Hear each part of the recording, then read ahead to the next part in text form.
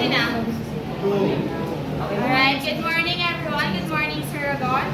This is Group 5 Set B and our research is entitled Evil Emil or Lucena Lugosopella and Bacahia or Mimosa pudica seeds as plant-derived coagulants in the reduction of water turbidity. I first, Sir Hard Copy po. Alright. Next.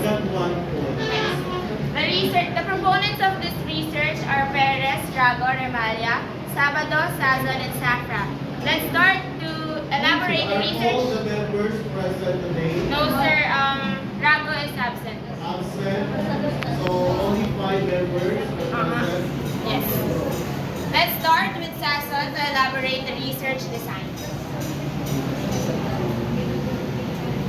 Research design. Relative to the study conducted, the researchers employed an experimental research design as the principal goal of this study is to examine the potential of the ipilipil and macahiasis as plant-derived coagulants in order to reduce the turbidity of water. In addition to that, this type of research design aims to differentiate how the ipilipil and macahiasis affect water turbidity due to their high protein content.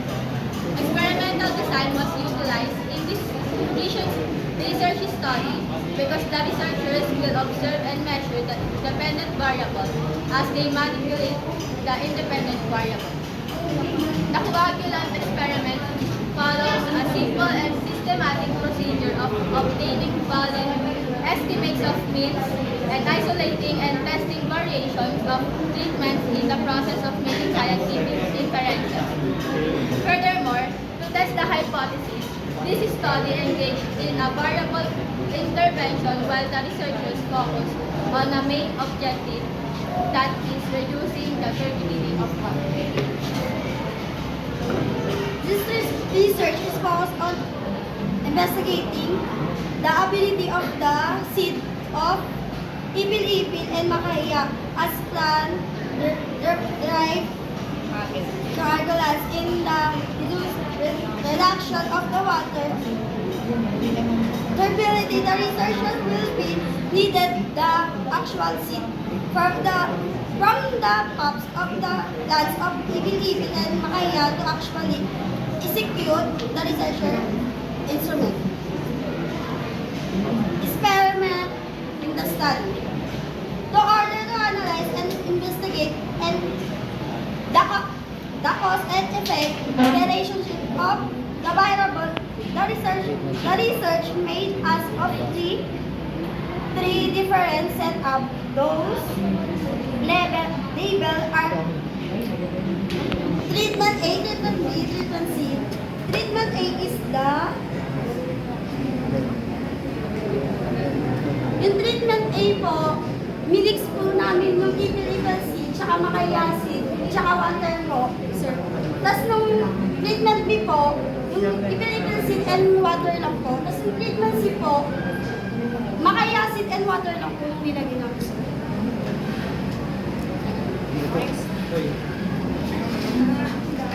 Now, let's go to the research instrument. First, let's rewind muna kung ano yung napag-usapan. So, basically, ang research namin, i-measure namin yung turbidity ng water. First, what is turbidity? Turbidity, ito yung sumusukat kung gaano kalabo yung tubig. So, yung tubig, kung malabo siya, ibig sabihin, mas mataas yung turbidity nito. This research is primarily focused on finding a solution kung paano ba mapapababa yung turbidity ng tubig. At ginamit namin yung ipil-ipil seeds and macahiya seeds. Why? Dahil sinasabi ng, base sa mga past researches na isang high protein content daw, protein ang kailangan para mapababa yung turbidity ng water. And nalaman namin na yung ipil-ipil and macahiya pala, mataas pala sila sa protein content. So yon, ang research instruments na gagamitin namin ay the researchers will gather and record their observations through the observation checklist. Since experimental nga kami, yun ang i-observe lang namin and i-measure yung mga variables. And then, the water quality will be analyzed and evaluated based on the percentage of turbidity reaction. So, yung nakalagay sa table example, andito yung mga coagulants, ipil-ipil, makahiya, and then yung mix. Those used, as you can see, wala pa yan kasi hindi pa kami nagko-conduct ng experiment. So we have yet to find out the amount of those we will use. Next is the percent of turbidity reduction. Tinatanong niyo kung paano namin masasabi na napababa nga. Masusukat lang ba yun sa through eyesight? No. Siyempre gagamitan namin ng research instrument which is called turbidity meter. So kapag kapag nilagay mo yung turbidity meter sa tubig, may lalabas na unit and later makikita nyo kung paano na-measure na yung sa turbidity scale level.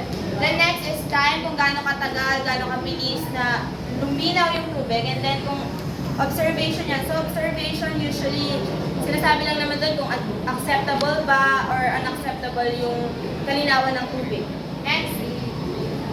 Next is our data gathering and procedures by Charlotte. Data gathering and procedures. This study highlights the effectiveness of ipil-ipil and macahiya seeds as alternative coagulants from plants in reducing water turbidity. To achieve this, these intervention groups through a research experiment were performed by the researchers. The following procedure is the guide process that was followed by the researchers. In order to perform the turbidity experiment, first, acquisition of the materials. Ipil-ipil seeds and macahiya seeds will be collected from the backyard. The turbid water was a wastewater within the researcher's proximity. Other materials necessary for the experiment are either bought or brought by the researchers. Second step is removing the seeds. The seeds of the ipil-ipil and macahiya seeds will be taken from their pods and placed in a small container. Step number 3, straining of the seeds. In order to prevent the contamination of the experiment, the seeds will be strained using a strainer to remove any dirt or flaws from the seeds. Step number 4, grinding seeds. In order to create the powder form condition, the dried seeds, ipil-ipil and macahiya will be grinding for a minute in a blender and in a moderate speed. Step number 5, weighing of the seeds. To determine the precise quantity of seeds that we place in their respective containers, a weighing scale is required. Step number 6, mixing of the seeds and distilled water. To create a 1% suspension of the seeds of the ipil-ipil and macahiya, distilled water will be added. The suspension will be unsettled for 10 minutes to extract the proteins through the filter paper. Step number 7, refrigeration. Fresh solutions will be kept in the refrigerator to prevent any effects of aging, including alteration in pH, viscous and coagulation activity. Step number 8, initial testing of the turbid water. The turbid water will be tested before the experimentation in terms of their turbidity to compare the prior turbidity to the results of after the experiment. Para malaman namin kung may pagkakaiba ba yung first na na-compute namin na sa turbidity meter dun sa pinakahuling testing. Step number 9, mixing of seeds and turbid water.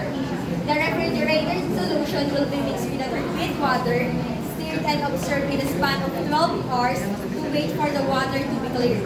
And step number 10, final testing. The solution of the turbid water and the coagulants in each treatment group will be tested to know if there is a reduction of turbidity in the water with the use of the turbidity meter. The most effective coagulant will also be established in terms of its turbidity percentage and time it took for the water to be cleared. And step number 11, data collection. The researchers will use a specialized instrument that will determine the percentage of reduction of the turbidity in water after the application of plant-derived coagulants called the turbidity meter. They will also use the observations checklist from the research instruments to organize the findings of the experiment carefully and systematically. And step number 12, lastly, data analysis. The researchers will evaluate the results in terms of the final turbidity percentage to determine the turbidity level of the end product, which is the water, incorporated by natural coagulants. The researcher will test the water with the use of the turbidity meter. The researchers made use of the turbidity scale level containing the necrometric turbidity unit or NTU, its rate and description to measure, and the water quality. And that's all for data gathering procedures. So last, our data analysis. So let's say theoretically nakatapos na kami ng experiment. Paano namin malalaman na successful yung naging experiment namin? Dito natin yan malalaman. The final product will be analyzed and evaluated with regards to its turbidity level. So yung final product namin, i-measure namin siya in terms of isang aspect lang. Actually, dalawa pala. Turbidity and the water quality. Pero magkasama na kasi yun dahil kapag ang essence ay kapag nabawasan mo yung turbidity ng tubig, parang dinidisinfect mo na din siya. So, mas tumataas yung quality ng water. Thus, the researchers used particular tools and specialized instruments for the purpose of answering the three research questions. Ito yung mga SOP namin. As well as testing the turbidity property of the water. The determination of the turbidity level of the end product, along with its water quality and description, will be further evaluated with the help of the turbidity scale. The researchers will evaluate the results in terms of the final turbidity percentage. To determine the turbidity level of the end product, which is the water incorporated by the natural coagulants, the researchers will test the water with the use of the turbidity meter. So, kung i-analyze na namin sila, yung water, dito na kami magbe-base. First, ang turbidity ay ginagamitan ng unit na NTU or nephelometric turbidity unit. Ito yung mga ratings niya. So, kapag less than 5 yung turbidity ng water, ibig sabihin, excellent siya. Ang description doon ay very clear. Kanina sinabi ko sa research instruments, diba, na merong, pwede pa balik sa research instruments? So, ito yun. Dito lalagay yung observation or yung description, and ito yung turbidity percentage, which is makikita din doon. Okay, balik na. Thank you. So, ito yan. Dito namin i-analyze, i-evaluate kung successful nga ba, and ayun. That's all, sir. Ay, by the way, sir, sa hard copy ko may ethical considerations din. Okay, so later yung mabasa. Thank you. Congratulations, Group 5. Okay, dito tayo sa research instrument. So I suggest, instead of observation, you change in interpretation or description. Okay? Di ba observation na kalagay dyan? And then, Interpretation checklist, sir. interpretation nila. Those samples of the study are very good since it shows a diagram. And also in data gathering procedures, you have also a diagram, okay, to be easily understand the steps, okay? And then of course, ito lang yung questions ko. Is the turbidity scale level is standardized or are researcher made? Standardized po, sir. Okay, do you have citation? O is the... Ay, wala po. Okay, paano yung test? Hanapin po namin sa Google, sir. Sa Google namin. Okay, we'll say standardized. This is also used by our previous researchers. If that is only Sabi ka natin. like for example, that one that is based from you as a researcher, that will be a researcher name. So you need to validate a validator for that. Okay, to validate that instrument. Okay? So, kung may So, if makita- ever, sir, pwede po namin ibahin yung scale level. I mean, kukuha po kami ng standardized na po. Yeah, kung may Pwede po. meron kayo makita sa internet, pwede naman. Okay, basta i-cite mo lang na ito ay pag-aari at nagamit na. Okay, Okay po, yun. Next is, actually, bigyan ko ng completeness with, Sa introduction, okay naman. Technology. So, what do you think, no? Okay. Yung kailangan pang i-improve sa research nyo? For me po, sir, kulang pa po sa fact na hindi pa po kami nagkakonduct ng experiment. So, lahat po kasi nang nilagay namin dito, basically, theoretical lang siya lahat. Hypothetical lang, nasa isip lang namin. Hindi pa po namin alam yung final results po talaga. So, lahat po lang ito parang hypothetical lang. So, feeling ko yun pa po yung kulang para detailed din po namin malagay yung process and yung mga Okay, so, what else? Meron pa ba may dagdag sa mga grupo?